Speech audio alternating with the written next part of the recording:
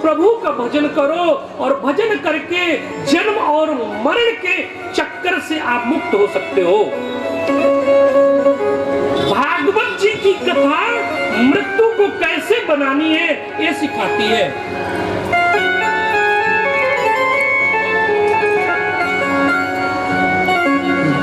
जीव अपनी मृत्यु कैसे बनाए ये श्रीमद् भागवत जी की कथा से आपको प्राप्त होता है।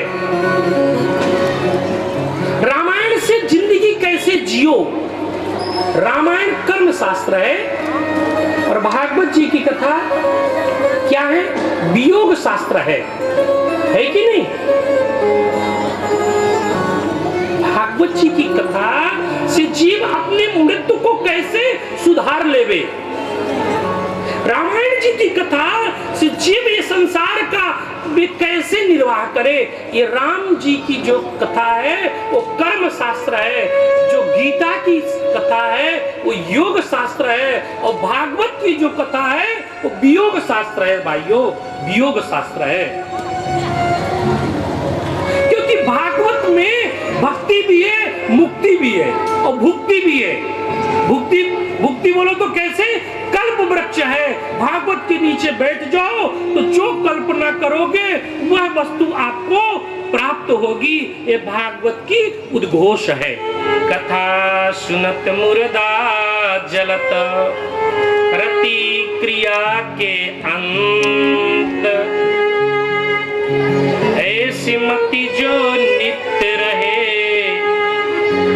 तो क्यों न मिले भगवंत। ऐसी मति जीव की यदि नित्य रहे तो भगवान और आपकी दूरी बिल्कुल नहीं है। भगवान तो आपके हृदय में ही नंद नंदन के रूप में विराजमान है। ईश्वर अंश जीव अविनाशी और चेतन अमल सहज सुख राशि।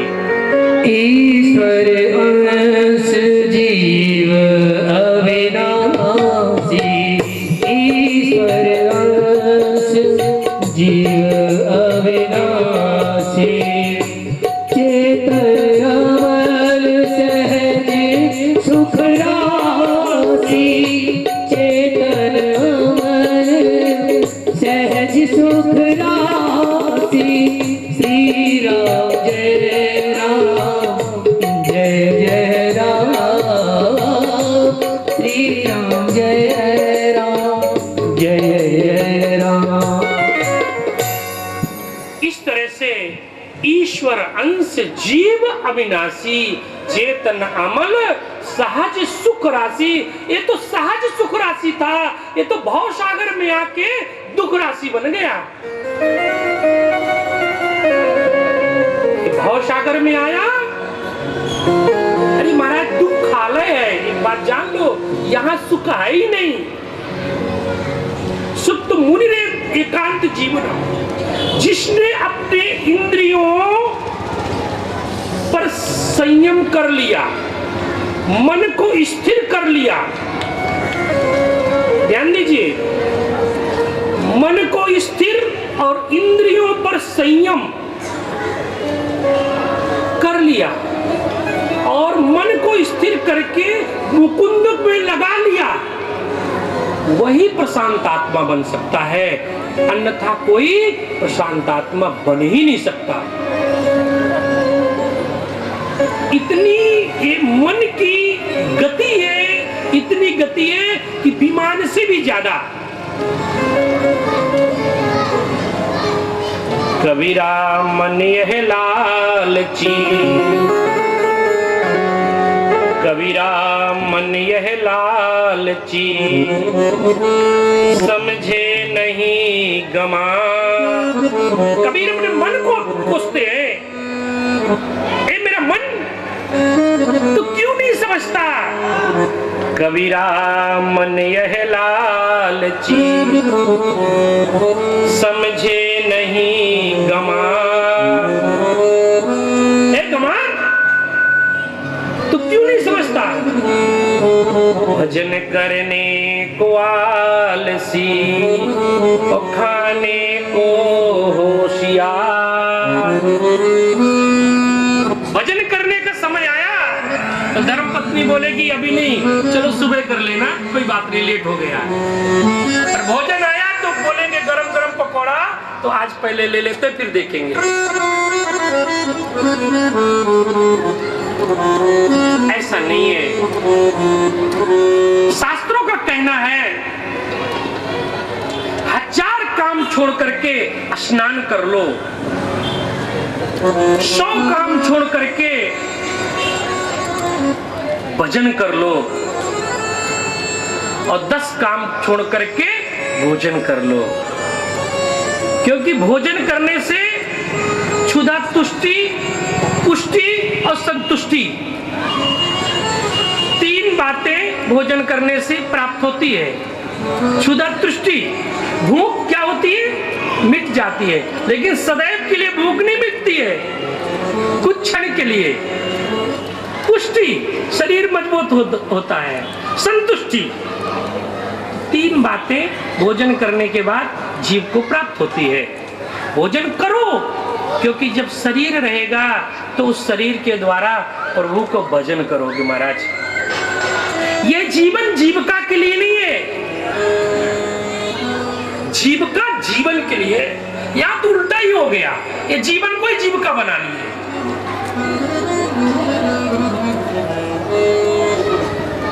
ये जीविका जीवन नहीं। ये जो तन मिला है, यह जो मन मिला है, यह जो धन मिला है, वो सर्वस्व ठाकुर जी का है और ठाकुर जी को अर्पण कर दो। जब तक यह अभिमान रहेगा कि मैं और मेरा, तब तक जीव का कोई कार्य सफल नहीं हो सकता। जिस दिन आत्मभाव, आत्मसमर्पण कर दो ठाकुर के चरणों में, उसी दिन ठाकुर आपको उछालेगा अपने गोद में। ये ठाकुर की प्रतिज्ञा है, ये मेरी प्रतिज्ञा नहीं है भाइयों। तेरे पास मेरा कन्हैया तो बहुत दयालु है। रोहन, बस मेरा कन्हैया कहता है कि तुम अपने मन को निर्मल कर लो, अपने मन में विकार मत रखो। मेरे भाइयों, आप सभी से मेरा एक ही प्रार्थना है, 7 दिवस केवल अपने मन में विकार मत आने दो, 7 दिवस अपने अंदर राग मत आने दो, 7 दिवस अपने अंदर क्रोध मत आने दो, 7 दिवस अपने विषय वासना इंद्रियों पर संयम कर लो। मेरे गोविंद प्रकट हो जाएंगे। 100 रुपए बाकी सब। जिस प्रकार नारद जी के प्रयोजन करने पर भगवान नारायण प्रकट हो गए, उसी प्रकार यहाँ इस यज्ञ मंडप में भी मेरे प्रभु प्रकट हो जाएंगे। बोले कृष्ण कन्हैया लाल की।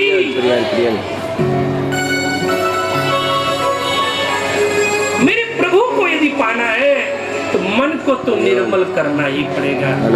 क्यों? जब तक मन निर्मल नहीं होगा तब तक आपको गुरु कृपा नहीं होगी। निर्मल मन जन सोहि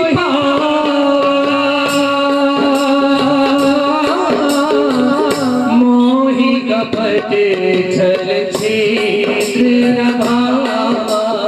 राम सिया राम, सिया राम जय जय राम। सिया राम, सिया राम जय जय राम।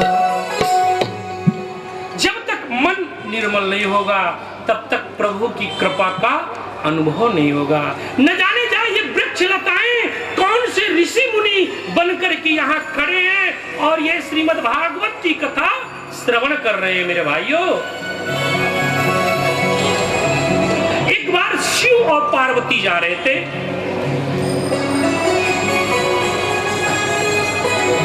भ्रमण करने के लिए आज भी नित्य ब्रह्म मुहूर्त में शिव पार्वती जी भ्रमण करते हैं।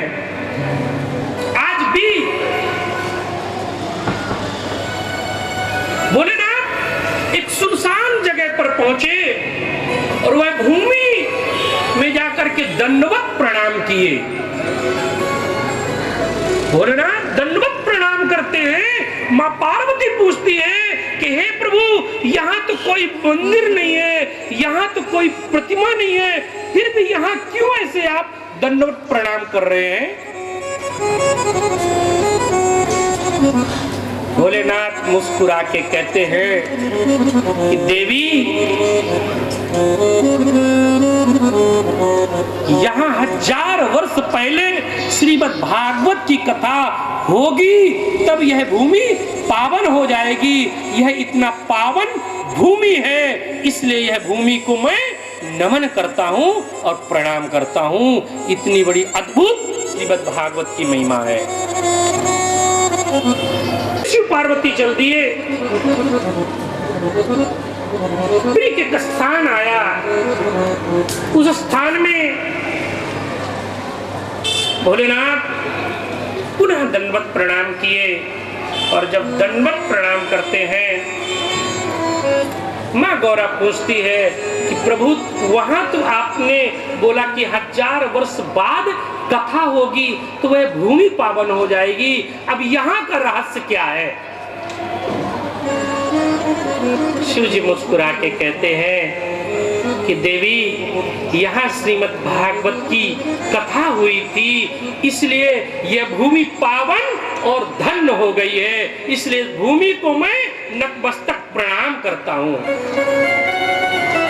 अभी अभी कुछ क्षण पूर्व हमारे मीरा भाईंदर की जो मेयर हैं, उनका कितना सुंदर वक्तव्य था कि छोटे छोटे घर तो मैंने बनाया, या मैंने नहीं, मेरे अंदर ठाकुर जी ही प्रवेश होके बनाए, लेकिन आप लोगों ने यह भूमि को पावन कर दिए। कितना अच्छा उनका वक्तव्य था, बताइए, था कि नहीं? ये भूमि पावन हो गई क्योंकि यहाँ कृष्ण कथा हुई है। जिस जगह कथा हो जाती महाराज, वह भूमि पावन हो जाती है। इसकी महिमा हमारे ब्रजवासी कितने सुंदर संगीत से, ये ब्रजवासी नहीं है, ये गंधर्व है। एक बात जान लो, इनको कोई संगीतकार और कलाकार मत कहना महाराज। समाज में तो 3 ही लोग संदेश देते हैं, ध्यान देना। एक तो पत्रकार, अपने सुंदर सुंदर चिंतन मनन के द्वारा, पत्रों के द्वारा अच्छे संदेश आपको प्रदान करते हैं। एक तो कलाकार, जो कि अपने कलात्मक आकृतियों के द्वारा सत्यम, शिवम और सुंदरम, ये तीनों का प्रतीक है। सत्य का प्रतीक, शिव का प्रतीक और सुंदर का प्रतीक। कथाकार, कलाकार और पत्रकार, ये तीनों पूज्य हैं। कथाकार अपनी वाणी के द्वारा राष्ट्र में, देश में सर्वत्र सुंदर संदेश देके जीव को जगाता है। कलाकार अपने कला के द्वारा, और विश्व का सर्वश्रेष्ठ कलाकार कौन है बता दो कृष्ण भाइयों, बताओ। विश्व का सर्वश्रेष्ठ कलाकार मेरे कृष्णचंद्र भगवान है। बताइए, उनसे सुंदर कोई कलाकार है? बता दो।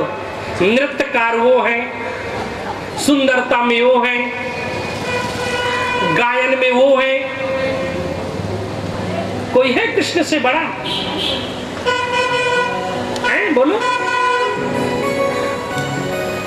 कथाकार, कलाकार और पत्रकार। एक कलाकार है, एक गंधर्व है, इनका अहोभाग्य जो कि ब्रज में जन्म हुआ महाराज। मैं तो एक बार गया, लेकिन मैं तो पागल दीवाना हो गया।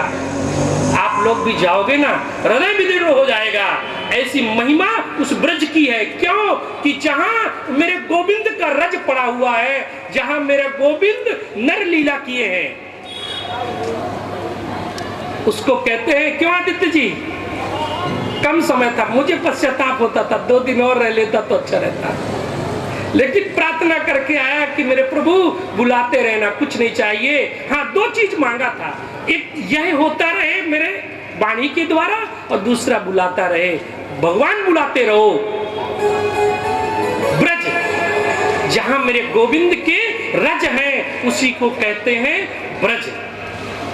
अब भाइयों, कथा में प्रवेश करते हैं, प्रवेश कर ही रहे हैं, लेकिन अध्यात्म रूपी गंगा में हम आपको गोता लगवा रहे हैं। प्रसंग ऐसा आया है कि जो नारद जी है ना, डुबकी लगवाऊं, अध्यात्म में लगवाऊंगा तो मैं आगे बढ़ ही नहीं पाऊंगा, एक बात ध्यान लेना। लेकिन आत्म साक्षात करने के लिए अध्यात्म बहुत जरूरी है। नारद, नारद, नारद किसको कहते हैं बताओ? बता दूं?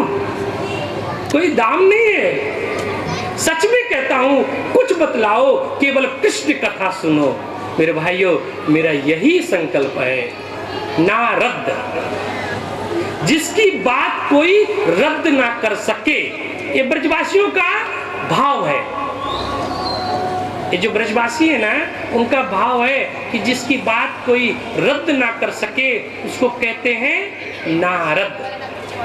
अध्यात्म में यदि मैं प्रवेश कराता हूं तो भगवान की इच्छा शक्ति को नारद कहते हैं। जब भगवान को कोई नर लीला करनी होती है, क्या करनी होती है? नर लीला, तब वो नारद जी को प्रकट कर देते हैं। आज भगवान को एक लीला करनी है, तो कौन प्रकट हो गए? नारद जी प्रकट हो गए। नारद जी विचार करते हैं कि चले